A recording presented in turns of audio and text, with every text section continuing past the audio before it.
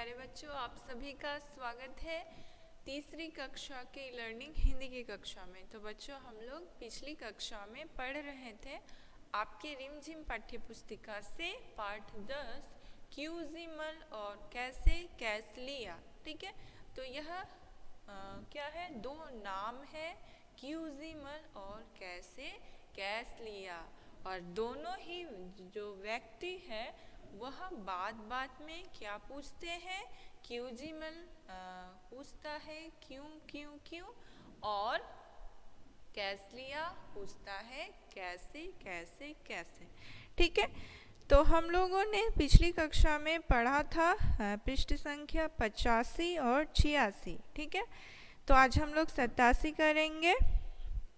86 के जो अंतिम पंक्ति है, ठीक है, उन्हें एक बार फिर से मैं पढ़ा दे रही हूँ। ठीक है, यहाँ से करते हैं। सुनो, सने आटे में थोड़ा पानी रहता है ना, आग पर तपने से यही पानी भाप बनकर बिली हुई रोटी को पकाता है, इसलिए सानेंगे। ठीक है, तो जो गुरुजी थे उन दोनों के, जब वे जा रहे थे आटा लेकर, माफ़ कीजिएगा, गेहूँ लेकर जा रहे थे आटा पिसवाने के लिए, तभी यह दो व्यक्ति इसे मिल जाते हैं और ये लोग प्रश्न करने लगते हैं।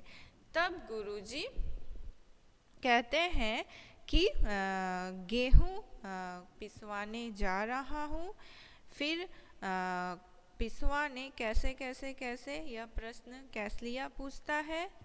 तब गुरुजी कहते हैं चक्की में भाई, फिर उसके बाद आटा क्यों क्यों क्यों। फिर ये प्रश्न आने पर गुरुजी कहते हैं क्यों भैया, रोटी नहीं बनाएंगे।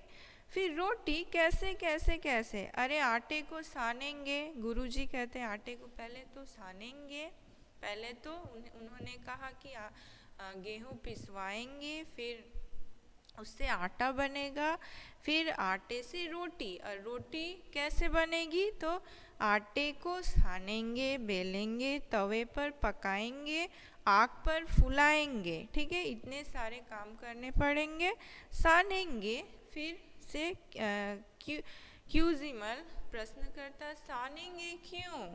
ठीक है, सुनो, सने आटे में थोड़ा पानी रहता है ना, आग पर तपने से यही पानी भाप बनकर बिली हुई रोटी को पकाता है। ठीक है, जो गिली हुई रोटी रहती है उसे जब आटे को साना जाता है तो वो गीली हो जाती है, और जब आग पर उसे सेका जाता है तो वो भाप बनकर उड़ जाता है और रोटी फूल जाती है। ठीक है, इसलिए सानेंगे। अब आइए पृष्ठ संख्या 87।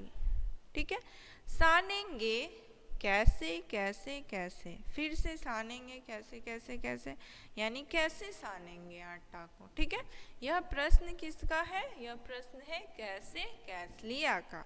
तुमने कभी देखा नहीं है क्या। फिर यह प्रश्न गुरुजी कहते तुमने कभी देखा नहीं है कि आटे को कैसे साना जाता है।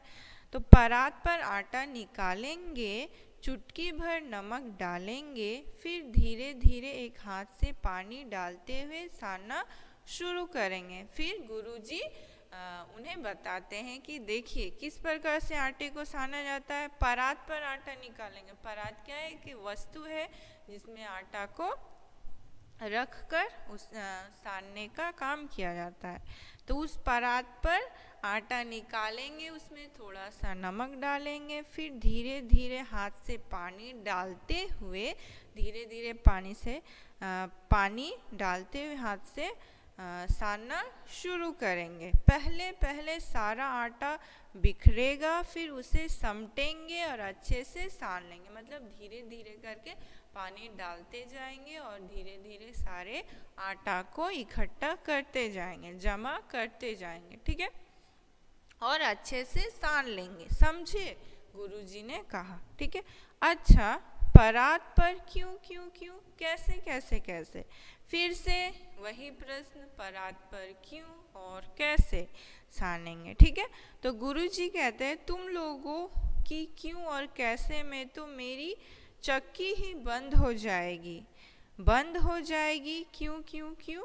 तब गुरुजी परेशान होकर कहते हैं अगर तुम्हारे क्यों और कैसे में मैं उलझा रहा हूँ तो मेरी चक्की यानी जहाँ वो आटा माफ़ कीजिए गेहूँ पिसवाने जा रहे थे जिससे आटा बनता है वह चक्की बंद हो जाएगी। बंद हो जाएगी क्यों क्यों क्यों बंद हो जाएगी? फिर से वही प्रश्न, क्यों बंद हो जाएगी, कैसे बंद हो जाएगी? लेकिन तब तक गुरुजी साइकिल पर सवार फुर हो चुके थे। इतने प्रश्न पूछने के बाद जब अंतिम बार यह पूछा गया तब तक गुरुजी वहाँ से चले गए। ठीक है, तो इसे लिखा गया है आपके सुबीर शुक्ला जी ने लिखा है। ठीक है, सुबीर शुक्ला जी ने यह कहानी लिखी है। ठीक है, तो आशा रखती हूँ आप सभी को पसंद आई होगी। तो बच्चों आज के लिए यहीं तक, फिर मिलेंगे अगली कक्षा में। धन्यवाद।